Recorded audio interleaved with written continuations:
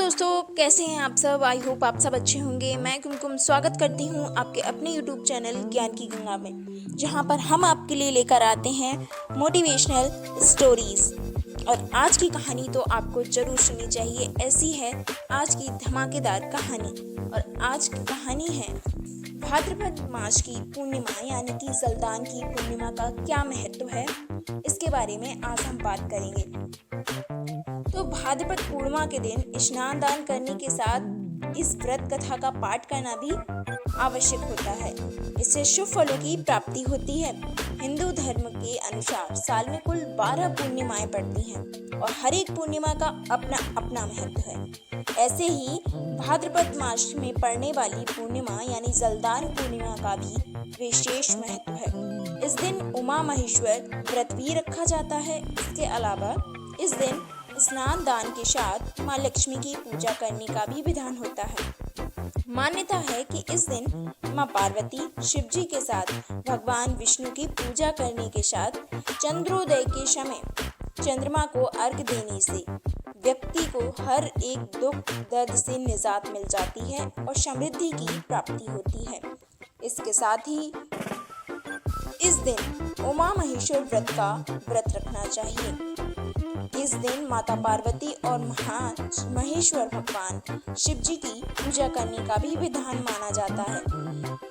इस दिन जो व्यक्ति इस व्रत को रखता है उसे पूर्व जन्म के पाप दोष और शाप से मुक्ति मिलने के साथ कोई चीज वापस मिल जाती है। धार्मिक कथाओं के अनुसार स्वयं भगवान विष्णु के अलावा इंद्रदेव ने भी ये व्रत रखा था।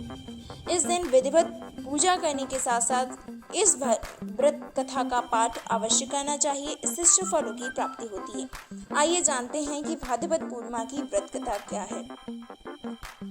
तो व्रत कथा उमा महेश्वर व्रत की कथा सुनते हैं। भाद्रपद पूर्णिमा के दिन उमा महेश्वर व्रत करने का विधान भी है। इसके अलावा इस दिन माँ लक्ष्मी की पूजा करने का भी विधान है। मान्यता है कि इस दिन भगवान शिव और माता पार्वती की विधिवत पूजा करने से के साथ इस व्रत कथा का पाठ करना अवश्य चाहिए। इस उमा महेश्वर व्रत के बारे में नारद पुराण और मत्स्य पुराण में बताया गया है। पौराणिक कथा के अनुसार एक बार ऋषि दुर्वासा जी ने भगवान शंकर के दर्शन के लिए कैलाश जाते हैं, जहां पर उन्होंने शिव शंकर के साथ मां पार्वती के दर्शन करके अति प्रसन्न हुए।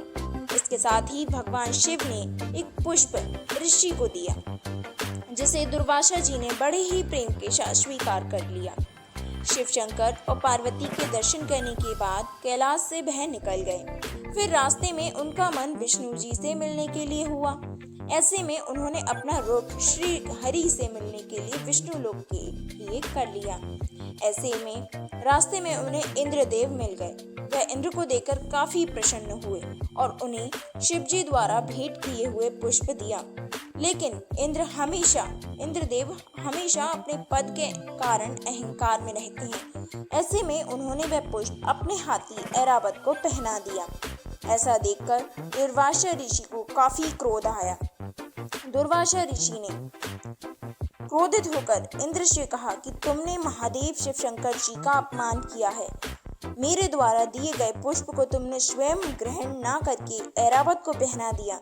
मैं तुम्हें श्राप देता हूँ कि तुम्हें लक्ष्मी जी छोड़कर चली जाएंगी और इसके साथ ही इंद्रलोक के साथ अपना सिंहासन का भी त्याग करना पड़ेगा।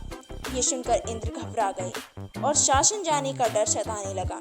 ऐसे में उन्होंने तुरंत ही ऋषि दुर्वासा जी के समक्ष हाथ जोड़कर क्षमा याचना की और इस कारण इस श्राप से मुक्त होने का उपाय भी पूछा।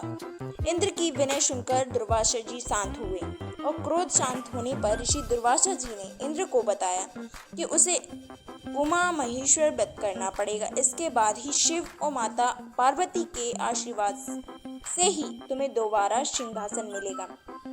ऐसे में इंद्रदेव ने इस व्रत को रखा और शिव और पार्वती जी के कृपा से इंद्र को खोया हुआ लोक सिंहासन आदि अन्य चीजों की प्राप्ति हुई। ऐसी थी जलदान पूर्णिमा यानी कि हमारी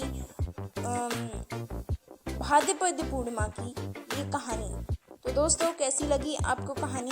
कमेंट में लिखकर बताएं एंड चैनल पर नए हैं तो चैनल को सब्सक्राइब कर दें और अभी तक आपने नोटिफिकेशन बेल को ऑन नहीं किया है तो उसे भी प्रेस कर दें। वीडियो को लाइक कर दें, अपने दोस्तों के साथ शेयर कर दें और मिलते हैं अगली कहानी में। तब तक के लिए धन्यवाद। Thanks for watching. Bye bye. जय हिंद, जय भारत।